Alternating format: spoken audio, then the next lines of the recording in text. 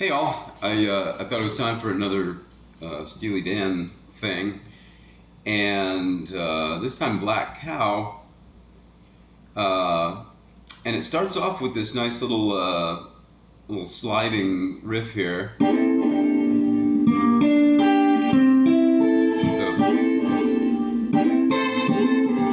there, I just kind of grab the 8th fret on the first string.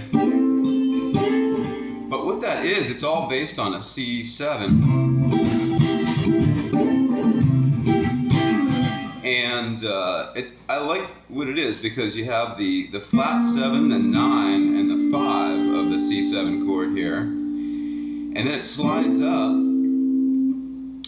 and then you have a root and a third, and a 6, or like a 13. That's just a root on top. So you end up with a 9 and a 13 when you put those two things together. So then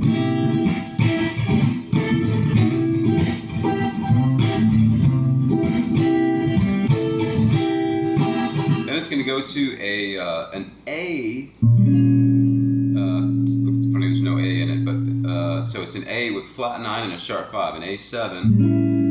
Raise the 5, raise the root to a flat 2. Happens a lot in jazz. It seems weird that the root's missing, but it's okay. To a nice D minor 9. So I always love that voicing and that sound.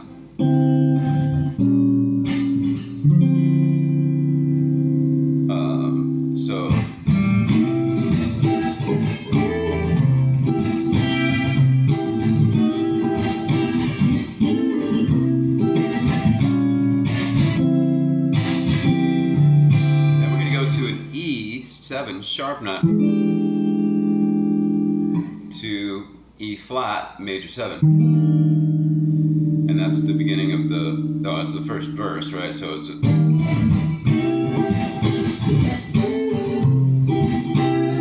I just like to play that with the full chord.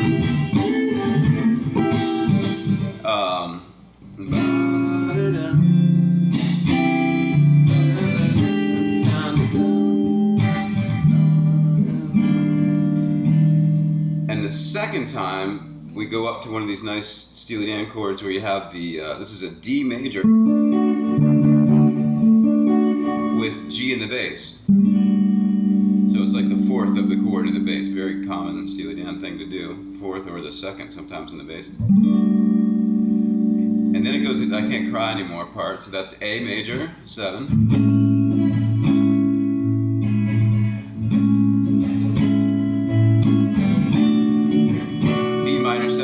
D minor 7, vocals drop out there, back to A major, then G major 7, F sharp minor 7.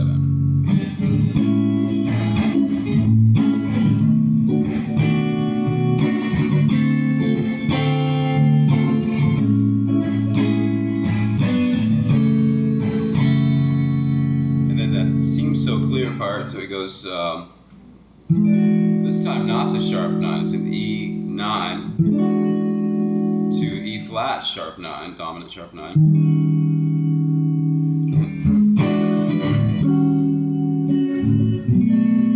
B minor 7, C sharp minor 7, and then that the big Black Cow part is really cool. I love it. It's so it's E6.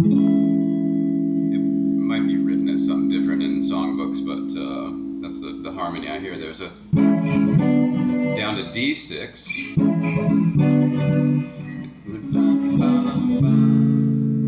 A over C sharp to C major,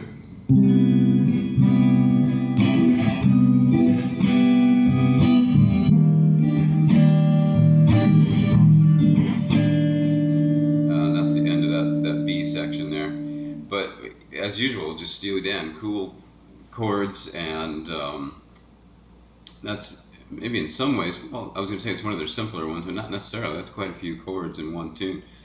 But that should be enough. What I'm going to do is put there's a solo section and the chords are a little different in there. I'm just going to put that in the video, just be a graphic in there rather than have a link to something. And just last comment, one of the things I really appreciate about Steely Dan is the fact that they were great musicians.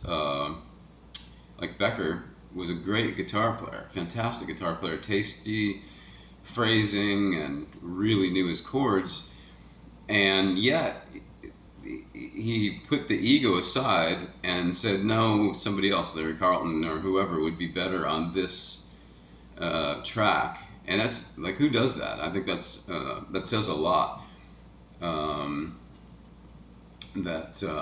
You'd say, hey, somebody else should do this.